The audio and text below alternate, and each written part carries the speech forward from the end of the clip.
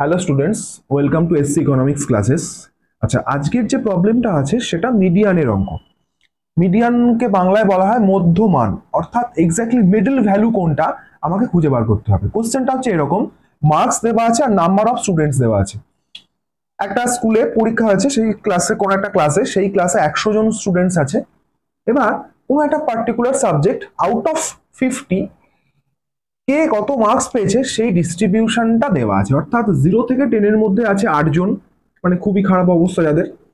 10 থেকে 20-এর মধ্যে আছে 30 জন, 20 থেকে 30-এর মধ্যে আছে 40 জন, 30 থেকে 40-এর মধ্যে আছে 12 জন, এবং 40 থেকে 50-এর মধ্যে আছে, অর্থাৎ আউটস্ট্যান্ডিং স্টুডেন্টের সংখ্যা হচ্ছে 10 জন।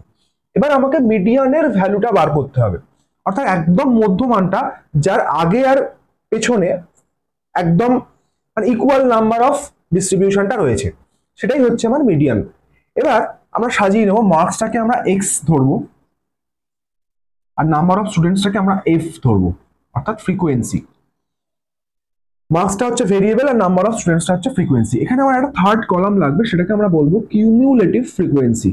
এটাতে আমি আসছি, আগে আমরা সাজিয়ে নিই অঙ্কটাকে যেমন ভাবে দেওয়া আছে। এখানে কোনো রকম কায়দার কোনো দরকার নেই।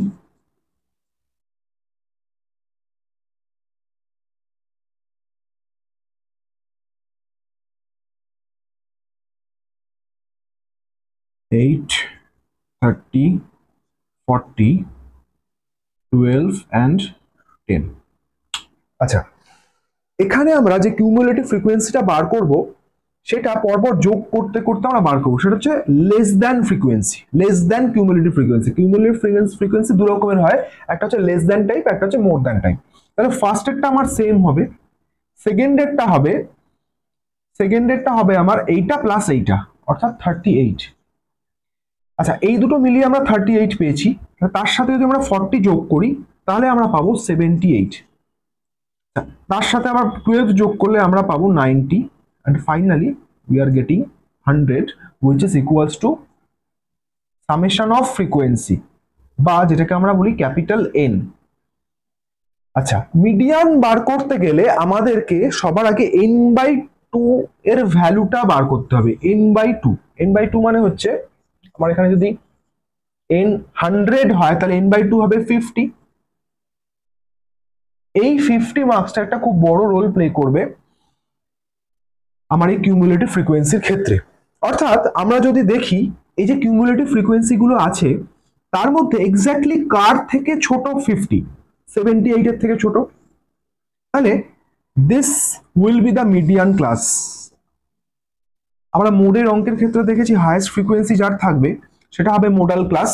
আর এখানে আমার এক্স্যাক্টলি n/2টা যার থেকে ছোট, যে কিউমুলেটিভ ফ্রিকোয়েন্সির থেকে ছোট, সেটা হবে আমার মিডিয়ান ক্লাস। এবারে অর্থাৎ 50 মার্কসটা এই দুটো ভ্যালুর মধ্যে বিলং করছে। আর ফর্মুলাটা হচ্ছে,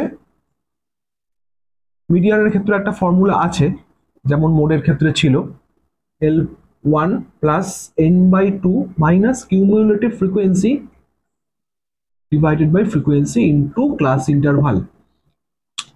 একটা জিনিস লক্ষ্য করা, সেটা হচ্ছে কিউমুলেটিভ ফ্রিকোয়েন্সি যেটা, সেই কিউমুলেটিভ ফ্রিকোয়েন্সিটা কিন্তু মিডিয়ান ক্লাসের আগের, অর্থাৎ আমরা এইটা নেব, 78 নেব না। তাহলে 50 থেকে আমরা যদি 78 মাইনাস করি তাহলে জিনিসটা নেগেটিভ হয়ে যাবে। কিন্তু যে ফ্রিকোয়েন্সিটা আছে নিচে, সেইটা কিন্তু আমরা মিডিয়ান ক্লাসের ফ্রিকোয়েন্সি নেব। আর যে L1টা আছে সেটা হচ্ছে lower limit of median class. অর্থাৎ ফর্মুলাটা হবে এরকম, 20 প্লাস n/2 মানে আমরা দেখেছি 50 বেরোচ্ছে, minus 38,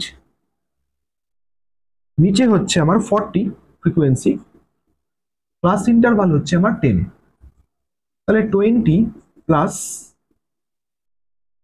120 by 40, 3, 20 plus 3 equals to 23। এটা হচ্ছে আমার আনসার। তাহলে মিডিয়ান ভ্যালুটা হচ্ছে আমার 23 এই পুরো অঙ্কটায়। এখন ঘটনাটা হলো, এটা একটা সোজা অঙ্ক ছিল কম্পারেটিভলি। এর পরের যে ভিডিওগুলো আসবে সেই ভিডিওগুলোতে আমি আরো অ্যাডভান্স লেভেলের অঙ্কগুলো করাবো, যেমন মোডের ক্ষেত্রে করেছি। ঠিক আছে, তাহলে আশা করি তোমরা বুঝতে পেরেছো ভিডিওটা বারবার রিপিট করতে থাকো যদি বুঝতে না পারো, আর এইটা একটা স্ক্রিনশট তুলে নিতে পারো খাতায় অঙ্কটা করার জন্য, তাহলে তোমাদের সুবিধা হবে। ঠিক আছে, আজকের ক্লাস এইটুকুই।